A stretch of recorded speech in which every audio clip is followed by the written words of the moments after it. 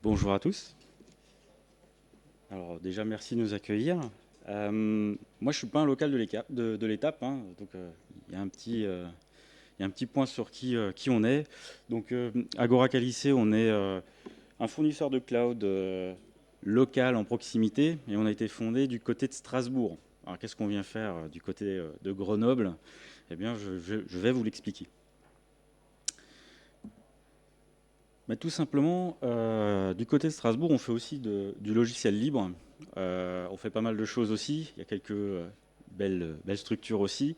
Et on suit depuis assez longtemps pas mal d'événements, les LUG, les install parties, les RMLL. Et on assiste très régulièrement à la partie des KubeCon avec la Cloud Native Foundation. Et on suit l'April. Alors, je sais que pour l'April, on n'est pas encore adhérent, mais ça ne tardera pas cette année. Voilà. Pour nous, Grenoble, c'est aussi un endroit important. On est venu assez régulièrement en tant que visiteur sur des événements. On suit particulièrement aussi ce qui se passe du côté de France Libre, qui est une super initiative, hein. L'Eurométropole de Strasbourg, je peux vous dire que ça les inspire beaucoup. Il y a des gens qui se posent la question là-dessus. Je les invite très fortement à vous rencontrer. Et derrière aussi, ce qui s'est passé, c'est qu'il y a 24 mois, moi j'ai repris la direction générale d'Agora et on a changé de stratégie. On était complètement maqué avec des fournisseurs de type NetApp, VMware, donc du propriétaire et complètement fermé, pour plein de raisons. Ça nous permettait d'être un peu plus tranquille sur l'externalisation du risque. Et puis, on a revu, puisqu'on est ISO 27001 et hébergeur de données de santé, on a un truc qui s'appelle l'analyse de risque. Et à ce moment-là, j'ai posé un point, j'ai fait, tiens, si on a un changement de stratégie d'un de nos fournisseurs majeurs, au point que ça mettrait à mal notre modèle économique. Réponse, bah non, ça fait 10 ans que c'est comme ça, pourquoi ça changerait? Il ne faut pas quand même tuer la bête. Voilà. Bon, la bonne blague, elle a vite tourné, puisqu'il a fallu trouver d'autres solutions. Et moi, quand j'ai rejoint Agora il y a 7 ans, je suis arrivé pour faire du DevOps, du Kubernetes, du Linux. J'ai monté toute l'offre chez Agora sur ce sujet-là. Et donc, avec mon collègue Antoine Delaporte, qui est un membre assez important au niveau de l'ULUC de Strasbourg, euh, on, a, euh, on a poussé ce sujet-là et on s'est dit comment on va faire pour faire de l'open source sur nos infras. Et il s'avère qu'avec mes collègues, et là je vais citer parce que je sais qu'ils me regardent actuellement dans le live du côté de Strasbourg, Arthur, on a décidé de lancer un projet avec un super nom, parce qu'on a des noms qui sont assez cool chez Agora, hein, qui s'appelle Super Phoenix. On a confiance dans le produit. Cette fois, on ne fera pas la même erreur. De construire en fait l'ensemble de notre infrastructure cloud sur des briques open source. Donc, comme on est plus d'une bonne dizaine à faire du Cube, du Linux, on a décidé de le monter sur ces stacks-là. Et c'est ce qu'on a décidé aussi de repartager avec nos clients. Pourquoi? Parce que dans la mission d'Agora, c'est de contribuer à avoir de nouveau un Internet et des solutions cloud qui sont libres et ouvertes, qui n'enferment pas le client. C'est vraiment le point zéro vendor lock-in, c'est de comment on fait pour arriver à ce que nos clients soient complètement libres, de nous aussi. Comme on aime bien Grenoble et qu'on est aussi basé à Lyon, on s'est dit tiens, on va peut-être ouvrir une agence à Grenoble. Donc depuis un an, on est présent à Agora, on a notre agence à Grenoble. Et c'est pour ça aussi qu'on vient participer au tissu, aux événements, parce que je pense que ces événements-là sont très très très importants. Ils ont une portée sur place, mais aussi par après. C'est vraiment très intéressant. Alors, le point, c'est comment on passe d'un modèle propriétaire à un modèle open source. Bon, alors déjà, il y a un sujet que j'aimerais un petit peu qu'on positionne, c'est que le terme souverain, c'est devenu un terme marketing complètement galvaudé. Souverain, c'est quelque chose qui est entier. C'est quelque chose qui est indivisible. On ne peut pas atteindre à la souveraineté de quelqu'un ou d'un État. L'indépendance, elle permet la souveraineté, elle en découle. Et l'autonomie, c'est ce qui va encore renforcer et qui permet l'indépendance et donc la souveraineté. C'est ça le sujet. Et l'open source permet tout ça, mais pas toujours. Il y a des modèles aujourd'hui dans l'open source, comme par exemple avec Terraform, on a eu un sujet assez rigolo où ils ont décidé de changer. Quand derrière les projets ne sont pas correctement structurés d'un point de vue organisation, eh bien on peut quand même se retrouver dans des situations où finalement notre indépendance dépend d'une autre personne. Est-ce que là, du coup, c'est réellement de la liberté? On peut se poser la question. Donc ça, c'est un sujet. Pourquoi on a choisi aussi du Kubernetes, du Linux et d'autres stacks? On a toujours veillé à faire attention que la communauté est en capacité de reprendre et que les questions de pouvoir au sein de ces communautés soient suffisamment bien partagées.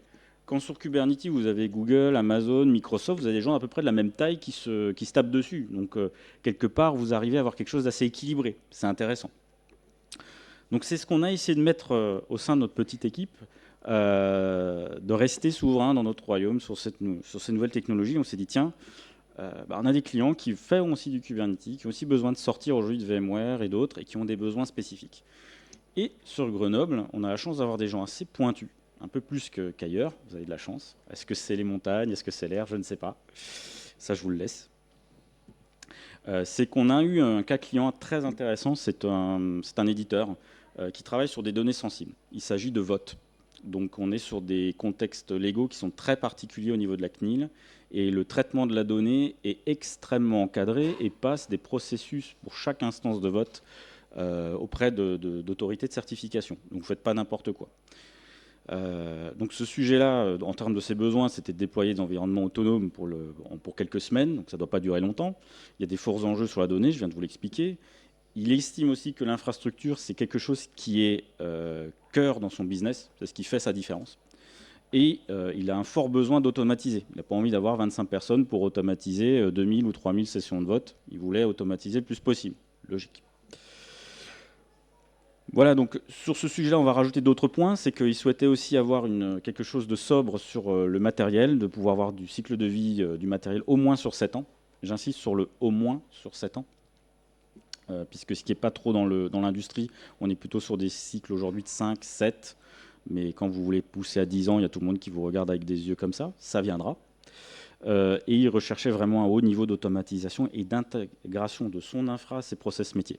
Donc ça, c'est quand même un point qui est spécifique, qui est à prendre en compte. Donc les solutions qu'on a abordées avec lui, c'est tout simple. C'est un cloud public et des briques open source. OK, classique.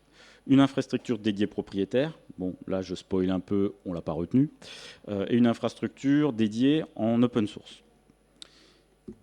Alors pour ceux qui ont fait un petit peu market et compagnie, je vous inflige un SWOT. Ce SWOT, ce n'est pas moi qui le fais et qui vous le retranscrit, c'est le SWOT de la perception du client. C'est ce qu'on a voulu partager aujourd'hui. Les avantages d'un cloud public, finalement, c'est l'élasticité, c'est qu'on va déléguer tout un pan de l'infra ailleurs. On obtient quand même de l'automatisation assez facilement parce qu'on a plein de ressources. L'inconvénient, c'est la gestion des coûts. Et c'est surtout le peu de maîtrise sur la donnée. Qu'est-ce qui fonde mes données? D'autant plus que quand on va utiliser des briques managées, qu'est-ce qui se passe? Est-ce qu'elles sont réellement analysées? Est-ce qu'on peut avoir la garantie réglementaire? Et là-dessus, il a décidé que c'était dans les inconvénients, pas dans les avantages. L'autre point, c'est que ça reste une infrastructure qui reste mutualisée et qu'on est dépendant face à un seul fournisseur. En termes d'opportunités, il ne faut pas le mettre de côté. C'est quand même super simple de monter en charge dans le cloud public. C'est très facile. Et ça, il faut leur laisser. Et puis, on peut avoir aussi de la très haute disponibilité à la demande. C'est des choses qui sont quand même très intéressantes.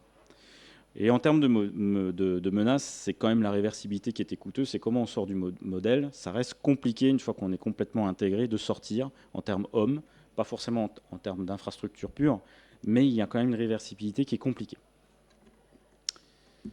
Sur l'infrastructure dédiée propriétaire, il y a un truc qui commence à être intéressant, c'est le fait d'être propriétaire du matériel. Quand vous êtes un patron, il faut aussi un peu parler au patron, et que vous êtes propriétaire de votre matériel et que c'est cœur métier, ça devient quelque chose qui rentre dans la valorisation de l'entreprise, dans l'actif.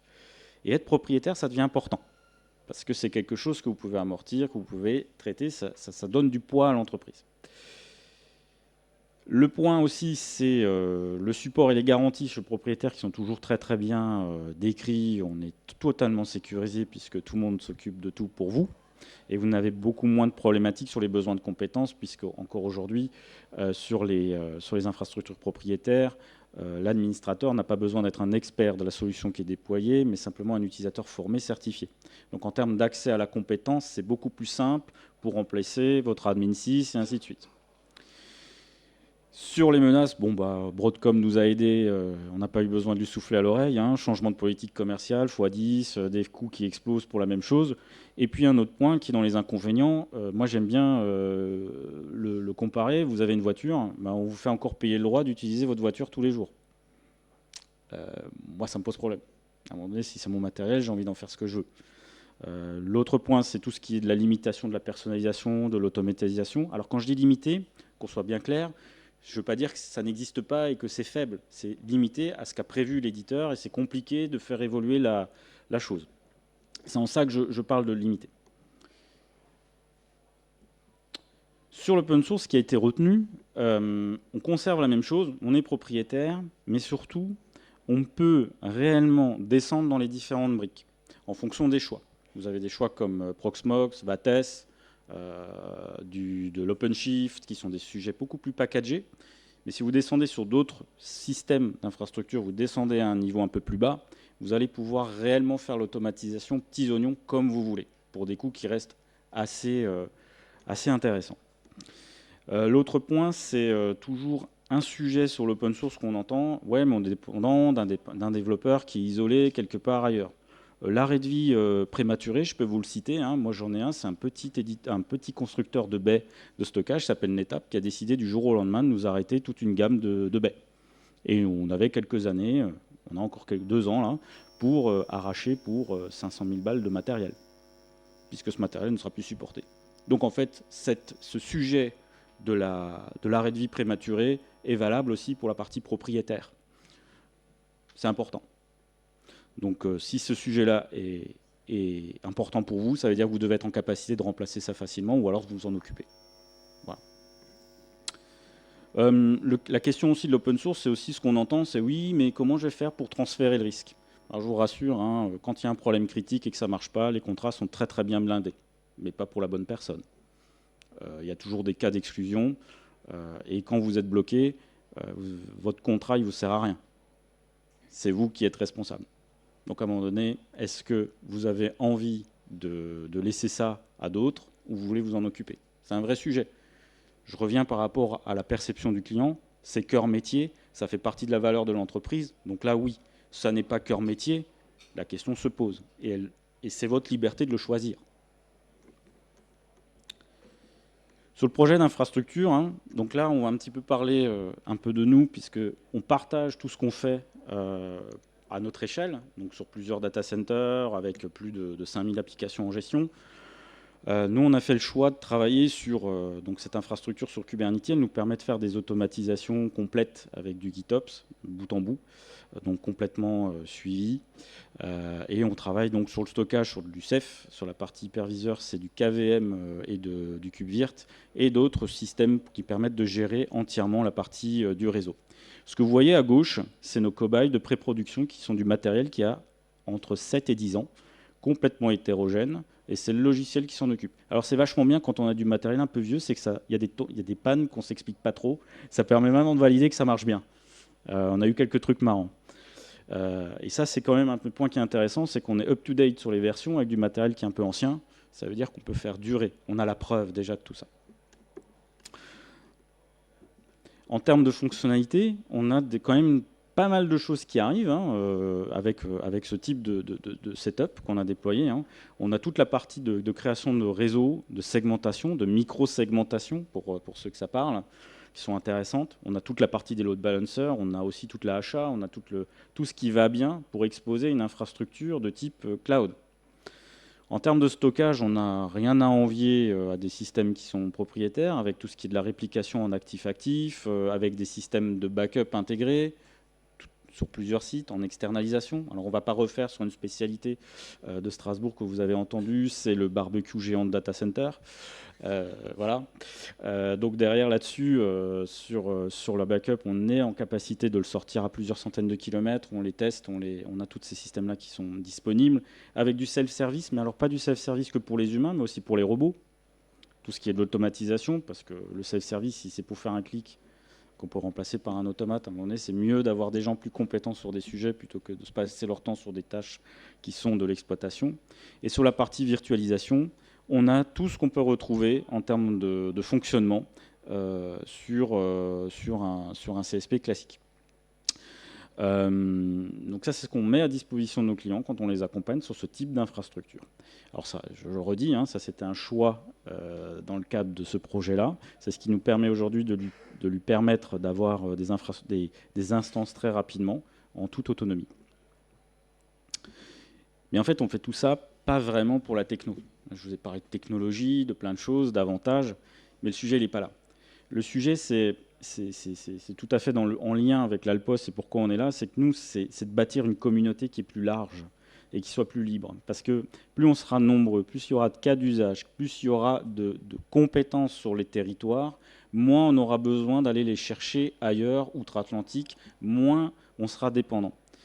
Nous, on fait le pari quand même que dans les prochaines années, on aura un sujet sur les chaînes logistiques, on aura un sujet sur la résilience des territoires. Aujourd'hui, on est quand même sur un Internet en France qui est extrêmement centralisé. On a eu des choses assez simples sur les fibres optiques. On s'est fait couper sur 3 endroits tout le peering vers Paris. 80% du trafic était par terre. Ça pose quand même question. Au tel point que des acteurs comme Agora, on travaille à aller du côté de Fribourg pour équilibrer, pour assurer notre disponibilité en cas d'incident majeur en France. Ça, c'est nouveau. Donc on se dit, mais est-ce qu'avec les aléas climatiques et ce genre de choses, les fibres sont en sécurité encore? Donc on a tout un tas de sujets qui viennent là-dessus. Et si au sein des territoires, on n'a pas ces compétences un peu avancées, capables de répondre et d'être créatifs, on va avoir un problème en fait. Et donc j'en reviens, on perd de l'autonomie, on perd de l'indépendance, on perd la souveraineté. Et ça ne nous va pas. Et c'est ce qu'on souhaite aujourd'hui créer en aidant nos clients, en leur permettant de nous remplacer par la suite sur ces briques-là, parce qu'au final, on n'est qu'un véhicule. Après, si nos clients veulent continuer à travailler avec nous, on est content, on va pas non plus se mentir. Mais l'objectif, c'est ça, c'est qu'ils deviennent autonomes. C'est leur actif, c'est leur infra, c'est leur cœur de business, et c'est à ça qu'on doit aujourd'hui servir en tant qu'hébergeur peut-être plus modeste. Mais en tout cas, c'est comme ça qu'on voit les choses. Ce qu'on cherche aussi, c'est plus de contributions. Moi, il y a 24 mois, je n'aurais jamais pensé qu'on allait faire de la merge request sur Ceph, la merge request sur des projets majeurs comme Cilium et autres. Mes équipes aujourd'hui ont patché ces projets-là, on a participé, on a grandi, et on retournera sans doute à la KubeCon dans pas longtemps pour rediscuter avec les contributeurs, mais cette fois pas pour avoir des infos sur le projet, mais pour discuter de l'évolution des projets. Et ça, c'est vraiment très très cool. C'est vraiment quelque chose qui fait avancer aujourd'hui une entreprise comme la nôtre et tous les territoires et tous les clients avec qui on travaille. Voilà. Merci à tous.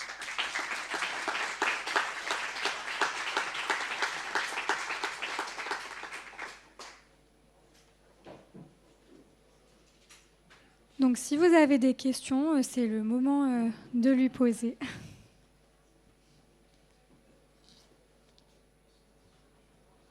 Alors moi j'en ai une, est-ce qu'il y a de la bière à l'apéro après? Parce que venant de Strasbourg, je suis un peu sec. Déjà qu'en arrivant, il n'y avait pas le café. Promis, il y a de la bière après, juste après la dernière conférence qui arrive derrière. Super, merci. Donc s'il n'y a pas de questions, c'est que tu as été très clair. Super. Et enfin, donc, n'hésitez pas on peut après. le réapplaudir. Ouais. Si vous voulez causer, même par la suite, prenez mon contact. Il y a Benjamin dans la salle, on pourra organiser un petit meet-up pour discuter de ce qu'on fait. Pour rentrer un peu plus dans le gras, il n'y a pas de sujet. C'est les gens qui sont intéressés de tout ça, ça sera avec plaisir. Voilà. Merci.